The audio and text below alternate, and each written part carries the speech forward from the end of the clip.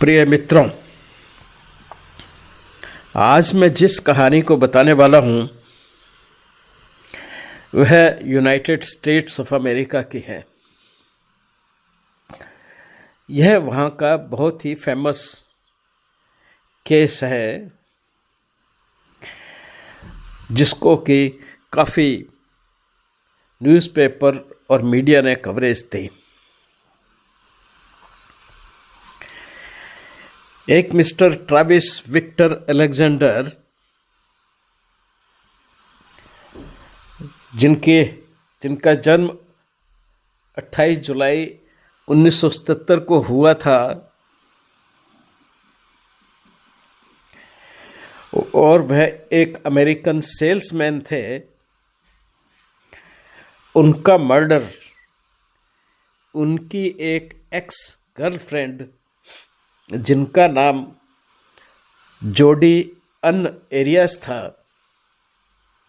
जो कि जुलाई 9, 1980 बॉर्न थी,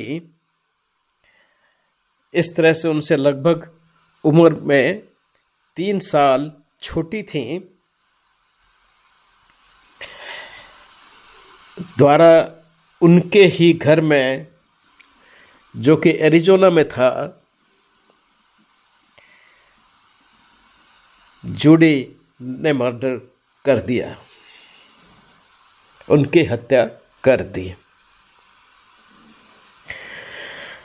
बाद में ट्रायल हुई और जोडी अन एरियास को फर्स्ट डिग्री मर्डर का दोषी पाया गया मई 8, 2013 में, और उनको लाइफ इम्प्रिजनमेंट अवार्ड किया गया विदाउट पॉसिबिलिटी ऑफ पैरोल यानी कि उनके बीच में कोई पैरोल या छोड़ने की संभावना नहीं रहेगी। इस ऑर्डर के साथ में उनको लाइफ इम्प्रिजनमेंट दिया गया अप्रैल 13, 2015 को।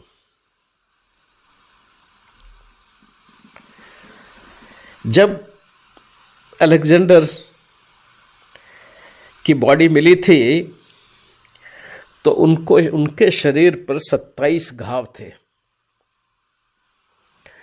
उनका गला कटा हुआ था और एक गन शॉट वुंड उनके सिर पर था, फोरहेड पे, माथे पर था। एरियाज ने इन चार्जेस को पहले तो इनकार किया, पर इन्वेस्टिगेशन के दौरान उन्होंने सेल्फ डिफेंस एवं डोमेस्टिक वायलेंस की, घरेलू झगड़े की प्ले लेनी चाहिए, जो वो कोर्ट में सस्टेन नहीं कर पाई, उसको वो सिद्ध नहीं कर पाए। डेथ पेनल्टी पे डेडलॉक होने के कारण जूरी और जजेस के बीच में एरियास को लाइफ इम्प्रिजनमेंट दिया गया बिना पैरोल के, यानी कि संभावना रहती है कि अच्छे व्यवहार के कारण कुछ सालों बाद जेल अधिकारी कैदी को छोड़ सकते हैं, लेकिन जब पैरोल नहीं दी जाती, उसकी पॉसिबिलिटी को ख़त्म कर दिया जाता है, तो वह व्यक्ति ताजन्म, यानी कि जब तक जीवित है, वह जेल में ही अपनी उम्र गुजारता है। इस सारी इन्वेस्टिगेशन को और उसके बाद में ट्रायल को मीडिया ने पूरे यूनाइटेड स्टेट्स में बहुत कवरेज दिया। इसी कारण यह केस बहुत फेमस हो गया। आओ जरा इसकी थोड़ी सी कहानी को समझें। अलेक्जेंडर, जैसे मैंने बताया, 1977 बॉर्न थे और उनका जन्म कैलिफोर्निया में हुआ था। 8 साल की उम्र में ही उनके पिता का देहांत हो गया। इसलिए वो 7 भाई बहनों के साथ में अपने दादा दादी के पास आ गए और उन्होंने ही उनका लालन पोषण किया और वहीं पे वो बड़े हुए। और उसके बाद उन्होंने एक चर्च को ज्वाइन किया, एक चर्च के एक्टिविस्ट हो गए। और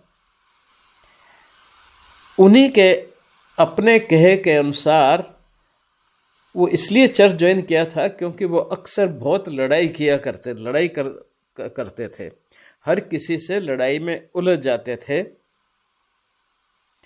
वो स्टैंड अप कॉमेडी भी करते थे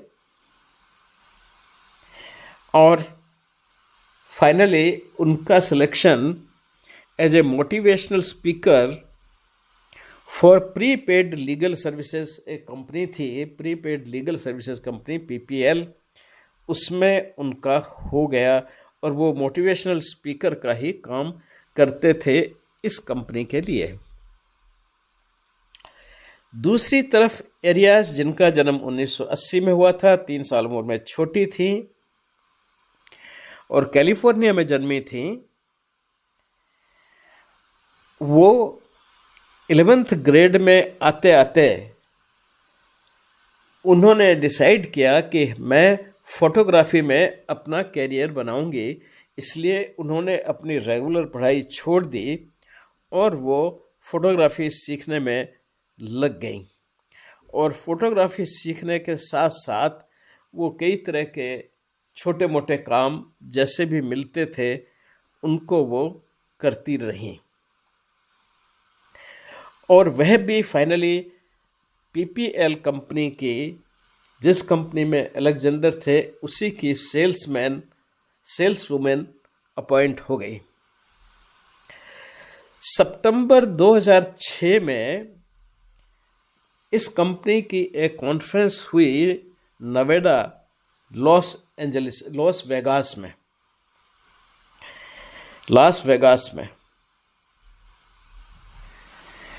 वहीं पे इन दोनों की मुलाकात हुई उस कॉन्फ्रेंस में और अलेक्जेंडर जो है वो इनके साथ इनकी फ्रेंडशिप हो गई और दोनों की मित्रता, फ्रेंडशिप, लॉन्ग डिस्टेंस रिलेशनशिप जिसे कहते हैं, उस तरह से चलती गई। और इस मित्रता में उनके सेक्सुअल रिलेशनशिप भी शामिल थे। इस मित्रता से अलेक्जेंडर के दोस्त जो हैं वो ज़्यादा खुश नहीं थे, क्योंकि वो जब जूडी से मिले तो उनको वह इतनी आकर्षक और अच्छी नहीं लगी, इसलिए वो इसको ज़्यादा पसंद नहीं करते थे। इस मित्रता के चलते ही जून 4, 2008 को अलेक्जेंडर का मर्डर हो जाता है। वह अपने घर पे ही थे और वही उनका मर्डर हुआ। इस मर्डर का पता तब चला जब उसके दोस्तों ने कई दिन तक उनको नहीं देखा था। जब कई दिन तक अलेक्जेंडर नहीं नजर आए तो उनके मित्र लोग उनके घर पर चले गए। मुख्य दरवाजा खोल करके जब वो अंदर गए तो जो मास्टर बाथरूम था उसमें उन्होंने पाया कि अलेक्जेंडर की बॉडी, जिस पर के काफ़ी सारे चोटें हैं और एक फायरआर्म वुंड भी है सिर पर, माथे पर, उसको उन्होंने देखा। यह घटना थी 9 जून की। उन्होंने तुरंत इस घटना की सूचना पुलिस को दे दी। तुरंत पुलिस आ गई और घटनास्थल का उन्होंने एग्जामिनेशन शुरू किया। घटनास्थल पर उन्होंने पाया कि अलेक्जेंडर की डेड बॉडी पर काफ़ी सारे वुंड्स हैं, एक फायरआर्म वुंड है और वहाँ काफ़ी खून बिखरा हुआ है।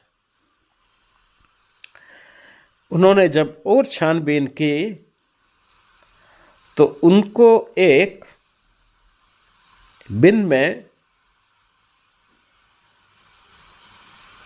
कैमरा मिला। इस कैमरे को उन्होंने अपने कब्जे में ले लिया और डेड बॉडी को पोस्टमार्टम एग्जामिनेशन के लिए भेज दिया और उनके ऊपर पोस्टमार्टम किया डॉक्टर केविन हॉर्न ने, जो कि उस वक्त मेडिकल एग्जामिनर थे। उन्होंने अलेक्जेंडर के कॉज ऑफ डेथ में पर जब टेस्टिफाई किया कोर्ट में, तो उन्होंने बताया कि उनकी jugular vein, common carotid artery और ट्रेकिया सारे स्लेस्ड हो गए थे। माथे पर एक फायरआर्म का वुंड था जो शायद मृत्यु उपरांत का हो, और अलेक्जेंडर के हाथों पर डिफेंस वुंड्स थे।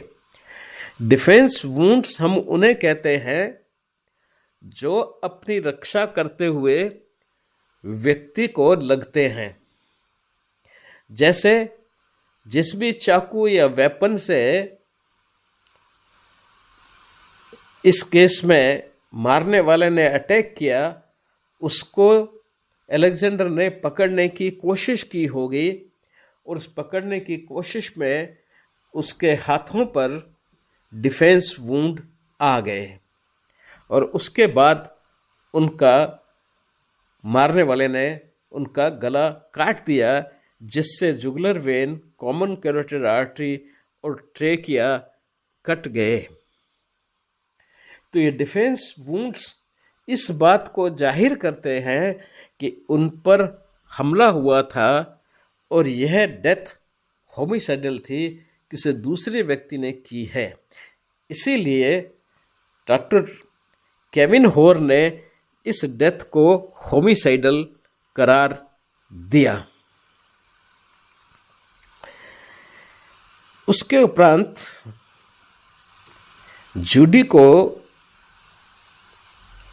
जूडी का पता इस तरह से चला कि वो जो कैमरा उन्हें मिला था, उस कैमरे में जब उन्होंने एग्जामिन किया तो पाया कि कुछ फोटो डिलीट की गई हैं। यह नया कैमरा था जो अलेक्जेंडर स्वयं खरीद कर लाए थे, लेकिन इसमें फोटोज डिलीटेड थी। फॉरेंसिक एक्सपर्ट्स ने इनको वापस रिक्रिएट किया और पाया कि पहला फोटोग्राफ जो लिया गया था वो 1:40 PM पे था, यानी कि दोपहर को लिया गया था। और उस फोटोग्राफ में अलेक्जेंडर एवं जूडी दोनों सेक्सुअल कॉम्प्रोमाइज पोजीशन में थे। इस बात को उन्होंने पाया। उसके बाद जो दूसरा फोटो है वो 5:29 का है और इसमें उन्होंने पाया कि पहले तो अलेक्जेंडर शावर लेने के लिए बाथरूम में है और दूसरे फोटोग्राफ में जो तुरंत उसके पास ही आया था, उनका गला कटा हुआ है और वो फर्श पर पड़े हैं और काफ़ी सीवियर रूप से, काफ़ी तेजी से उनका ब्लड उनके गर्दन से बाहर निकल रहा है, यानी कि वो प्रोफ्यूजली ब्लीड कर रहे हैं। यह भी दूसरे फोटोग्राफ में निकला। जिसने भी मारा, जूडी ने मारा चाहे किसी ने मारा, उसने उसके बाद जो ब्लड स्टेन्स थे उनको साफ करने की कोशिश की थी, लेकिन वो कोशिश में सफल नहीं हो पाए थे, क्योंकि ये दोनों आर्टरीज जो कटी थी, कैरोटिड आर्टरीज और जुगुलर वेन्स, उनसे काफ़ी दूर दूर तक खून गिरा था, ब्लीडिंग बहुत प्रोफ्यूज थी। इसी सिलसिले में मारने वाले के हाथ के प्रिंट वह भी दीवार पर आ गए, जो कि खून से सने हुए थे।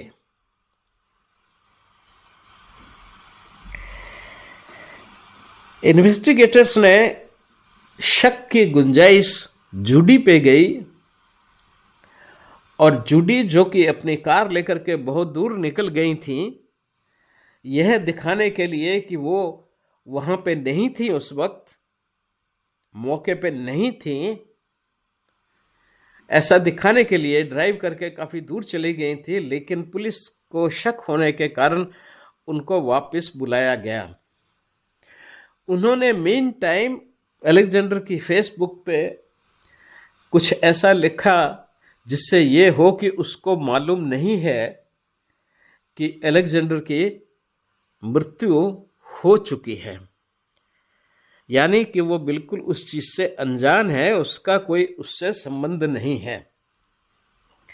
इस तरह की पोस्ट उसने, कुछ अपनी पुरानी पोस्ट और कुछ और चीजें वह की फेसबुक पर। पुलिस ने इस बात पे विश्वास नहीं किया, और फाइनली उन्होंने उनको, जूडी को, अपना ब्लड सैंपल देने के लिए कहा, क्योंकि वहां ब्लड मिला था सब जगह बिखरा हुआ, जो स्वाभाविक था। तो उन्होंने जूडी से भी कहा कि आप अपना ब्लड सैंपल दें। इसके लिए वो तुरंत एग्री हो गई, क्योंकि शायद उन्होंने मन में ये विचार किया था कि मैं इस केस में अपने आप को एक बहुत ही निरीह, सीधा साधा, अनजान सा व्यक्ति, बहुत अच्छा व्यक्ति दिखाऊंगे, जिससे कि उन पर किसी की शक न हो, किसी को भी उन पर शक न हो। इसी निमित्त वो उन्होंने तुरंत ब्लड सैंपल्स के लिए हाँ कर दी।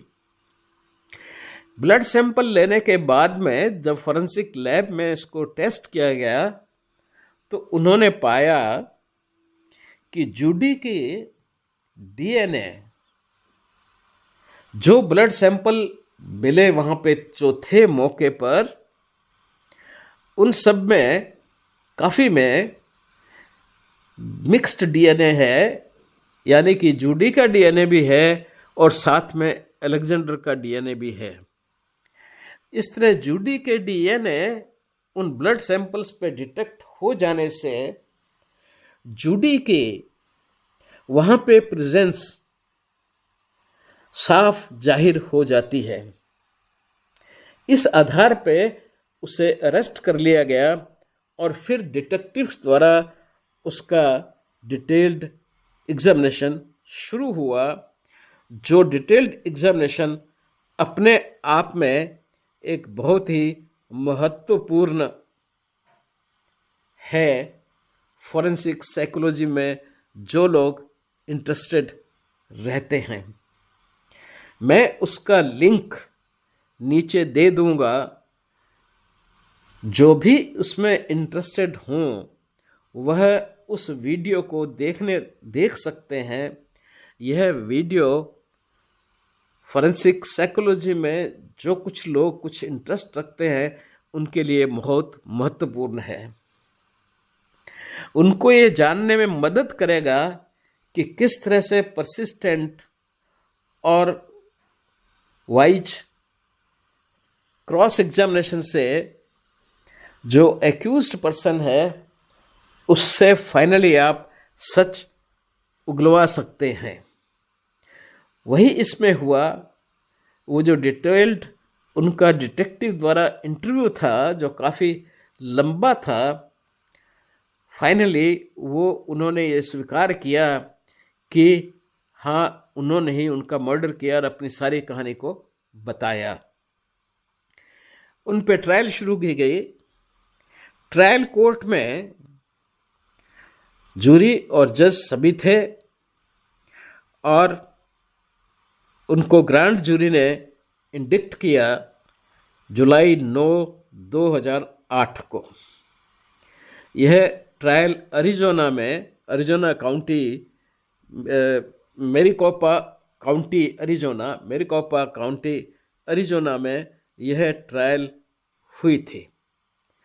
चार्जेस पढ़ने के वक्त जूडी ने अपने ऊपर लगाए गए आरोपों को मानने से इनकार किया, लेकिन 2 साल बाद उसने इस चीज़ को मान लिया और ये कहा 2008 में ही कि हाँ, मैंने उसको मारा है, लेकिन मैंने उसको सेल्फ डिफेंस में मारा।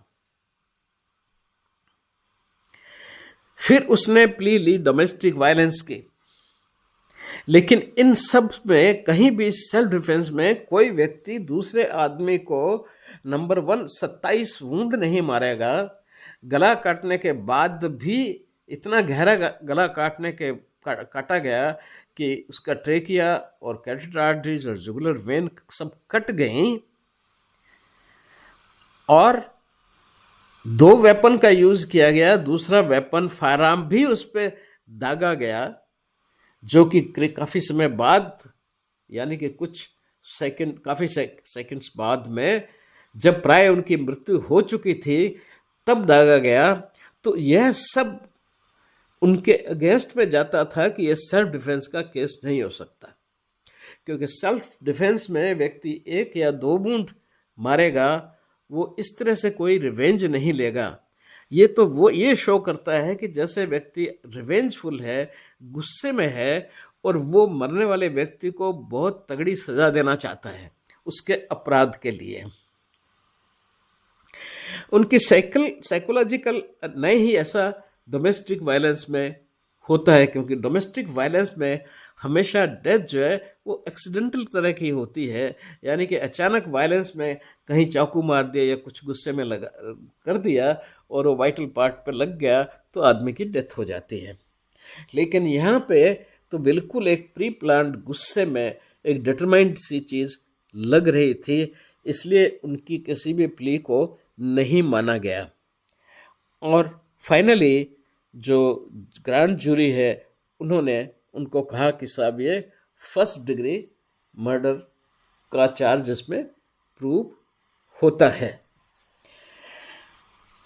अब इसमें एक और बात है जो हमें सीखने को मिलती है कि एक तो साइको एनालिसिस जो एक्यूज पर्सन का है, यानी जो क्रिमिनल है या जिसने हत्या की है, वह एक बहुत महत्वपूर्ण है और उसके द्वारा हम केस को सुलझा भी सकते हैं, क्योंकि व्यक्ति स्वयं अपने बारे में सब कुछ बताना शुरू कर देगा जब आप उसको एक साइकोलॉजिकल डिफीट दे देंगे और उसको ये लगेगा कि अब कोई रास्ता नहीं है कि मैं इससे बाहर आ सकूं, तो फिर वो एक्सेप्टेंस का एक सहारा लेना चाहता है अपने आप को अच्छा व्यक्ति दिखा करके। वह एक मर्सी की प्ली की तरह होता है कि भाई ठीक है, मैंने मारा लेकिन इस कारण से मारा, मेरे पास एक जस्टिफिकेशन था, मेरे पास एक कारण था, इसलिए मेरे को सज़ा नहीं दी जाए या बहुत कम सज़ा दी जाए।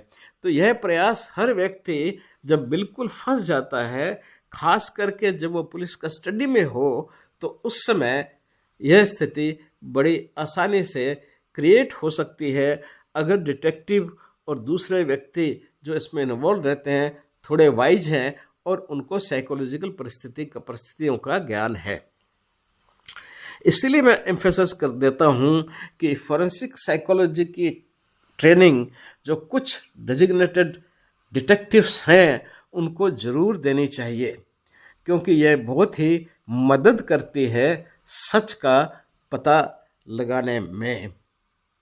यहाँ भी इनके अगर व्यवहार को आप देखेंगे, जब उनका इंटरोगेशन किया जा रहा था डिटेक्टिव द्वारा, तो बहुत सी बातें ये स्वसिद्ध बोलती हैं कि वो अपने किए पे कोई उनको पछतावा नहीं है, कोई रिग्रेट्स नहीं है, कोई उनको इमोशनल सेटबैक नहीं है। रादर वो अपने आप को एक अच्छा व्यक्ति शो करने की लगातार कोशिश करती रहती हैं, जो इस फेवर में जाता है कि वह एक नार्सिसिस्टिक या साइकोपैथिक पर्सनैलिटी रही होंगी, क्योंकि वहीं पे ऐसा संभव हो पाता है कि आदमी बिल्कुल इमोशंस नहीं रखता और वह बहुत ही कोल्ड मर्डर जिसे कहते हैं उस तरह से व्यक्ति को मार करके बिना किसी रिग्रेट्स के, बिना किसी पछतावे के वो व्यक्ति सामने आता है। तो इस तरह से यह केस बहुत ही इंटरेस्टिंग और बहुत ही यूज़फुल है for detectives and for forensic psychologist अपनी स्टडी करने के लिए। यह अमेरिका में बहुत पॉपुलर हुआ, इसके ट्रायल को बहुत लोगों ने फॉलो किया और फाइनली अभी जो है जूडी एन एरिया। अभी तक हमने देखा कि जूडी ने अलेक्जेंडर को बाथरूम में मारा। 1:40 पे उन्होंने उनके साथ में सेक्सुअल रिलेशनशिप की और 5:29 पे, जैसा कि कैमरे में दिख रहा था, वो उसको उन्होंने मौत के घाट उतार दिया। उनके व्यवहार की कुछ ऐसी बातें जो बिल्कुल से भी कोई नॉर्मल व्यक्ति नहीं करेगा, वो नोट करने लायक हैं। नंबर 1, 27 वुंड्स का होना, जबकि उनका गला बिल्कुल से वो स्लैश कर चुकी थी और इन पिक्चरों में दिखाया गया नाइफ भी काफ़ी बड़ा था। कैरोटिड आर्टरीज और जुगुलर वेन्स को और रेस्पिरेटरी पैसेज को काटने के लिए तो और अधिक वुंड्स की कोई आवश्यकता नहीं थी, लेकिन वो रुकी नहीं, पूरे शरीर पर 26 और वुंड दागे। एक वुंड शायद जो हाथों में है वह डिफेंस वुंड हो सकता है कि इसी वेपन को पकड़ने के लिए, अपने आप को बचाने के लिए जब उन्होंने पकड़ा हो तो उनकी उंगलियों पे उससे चोटें आ गई, इंसाइज वुंड आ गए। इसके अलावा हमें हमेशा मैंसरिया की कारण क्या है, जो गिल्टी माइंड है उसका कारण क्या है, क्यों है, वह देखना जो है सबसे ज़रूरी होता है। यहाँ पे इसके संबंध हैं अलेक्जेंडर से, जूडी के संबंध है अलेक्जेंडर से, और मेरे विचार से जूडी बहुत सीरियस थी इन संबंधों को लेकर के, और वो एक्सपेक्ट कर रही थी अलेक्जेंडर को उतना ही सिंसियर होकर के और वो लंबे शादी करें या ज़िंदगी में उसके साथ में सेटल हो जाए, ऐसी उसकी भावनाएं रही थी। हालांकि उसका स्वयं का चरित्र ऐसा नहीं था कि वो ये इस चीज़ को क्लेम कर सके, न ही अलेक्जेंडर का ऐसा चरित्र था, क्योंकि उसका भी एक और औरत से संबंध था जिसने अपनी एविडेंस भी इस केस में आकर के दी, और वहाँ भी उसने उस वुमेन को, औरत के साथ में सेक्सुअल रिलेशनशिप एस्टेब्लिश की थी।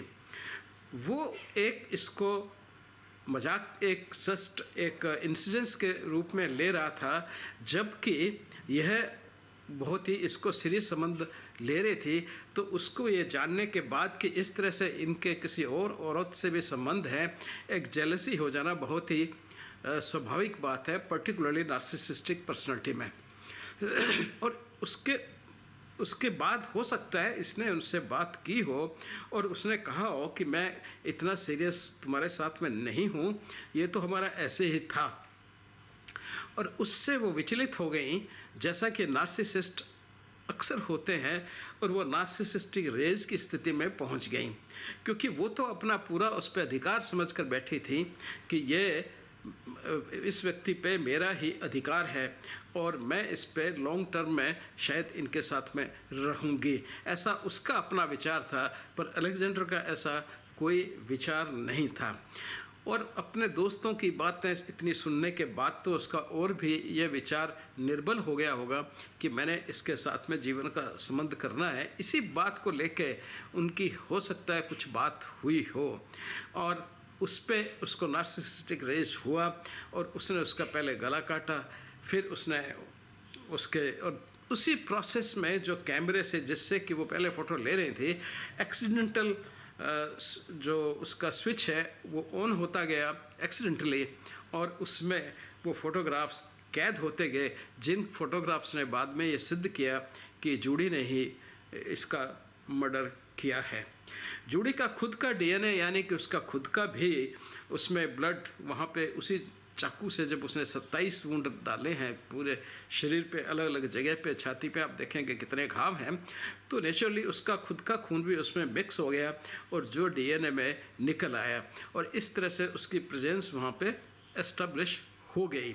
लेकिन वो साइकेट्रिक जिसे हम कहते हैं मैकॉन्टर रूल के अंतर्गत कोई अपना डिफेंस नहीं ले सकती थी, क्योंकि उसकी कॉन्शियस, उसकी power of reasoning and power of judgement दोनों इस समय इंटैक्ट थी। वह प्ले आप तभी ले सकते हैं जब आपकी power of reasoning and judgement जो है यानी कि साउंडनेस ऑफ माइंड की स्थिति में आप पहुंच जाते हैं, तब आपको प्ली मिल सकती है that nothing is an offence. Otherwise आपको अगर आपकी रीजनिंग और जजमेंट किसी भी साइकेट्रिक बीमारी के होते हुए इंटैक्ट है तो आप अपने एक्ट के लिए पूरे रिस्पॉन्सिबल होंगे। और इस तरह से इस कोर्ट ने उसको अपने एक्ट के लिए पूरा रिस्पॉन्सिबल माना और उसे अप्रोप्रिएट सज़ा उन्होंने सुनाई। तो इस तरह से ये केस था जिसमें नार्सिसिज्म, जो कि उसका अत्यधिक जेलसी, उसके एंटाइटलमेंट और उसके अधिकार, अत्यधिक अधिकार उस व्यक्ति पे दिखाने से जाहिर होता है और अत्यधिक वूंड्स जो कि उसके बिल्कुल एक रिवेंज को, जो उस वक्त उसके दिमाग में रेज है, नार्सिसिस्टिक रेज है उनके मना करने पे कि मैं आपसे तुम्हारे शादी नहीं कर सकता, मैं तुम्हारे साथ जीवन का परमानेंट साथी नहीं बना सकता, तो उस रेज का वो के कारण उन्होंने इतने सारे वूंड उनके ऊपर इन्फ्लिक्ट किए। इससे ही खाली शांत नहीं हुई, उन्होंने फायर आर्म से उस पर गोली भी दागी जो उनके सिर से पार हो गई और लेकिन तब तक वो ऑलरेडी मर चुके थे। यानी मरने के बाद भी 1-2 मिनट तक वो उस रिवेंज में, रेज में रही है और उसके बाद में उसने फिर अपना बड़ा साफ किया उस जगह को, जिससे कि ब्लड स्टेन वगैरह न मिल सकें, लेकिन वो तो मिल ही जाती हैं इन्वेस्टिगेशन के टाइम में। लेकिन वो अपनी पूरी कोशिश की, तो वो भी शो करता है कि उसमें लैक ऑफ इमोशंस, क्योंकि ये इस तरह से सफाई का काम और उस क्लीन करने का काम करने के लिए आदमी के मन की स्थिरता बहुत आवश्यक होती है। और जो एक साधारण व्यक्ति अगर ऐसा कृत्य कर देता है तो वो इतना ज़्यादा विचलित हो जाता है कि वो सफाई वगैरह ठीक से नहीं कर पाता। लेकिन ये जो व्यक्ति साइकोलॉजिकली अपसेट होते हैं, यानी कि साइकोपैथ है, सोशियोपैथ है या नार्सिसिस्ट हैं, क्योंकि इमोशनल ब्लंटिंग होती है, वो बिल्कुल भी डिस्टर्ब नहीं होते और बड़े आराम से सारा अपना काम पूरा अपनी तरफ से पूरा काम करके जाते हैं कि डिटेक्ट न हो। लेकिन विज्ञान है, फॉरेंसिक साइंस, वो काफ़ी चीज़ों को आपके मिटाने के बाद भी उनको बड़ी आसानी से डिटेक्ट कर लेती हैं। और दूसरा ये कि काफ़ी चीज़ों को आप बिल्कुल साफ कर भी नहीं पाते। धन्यवाद।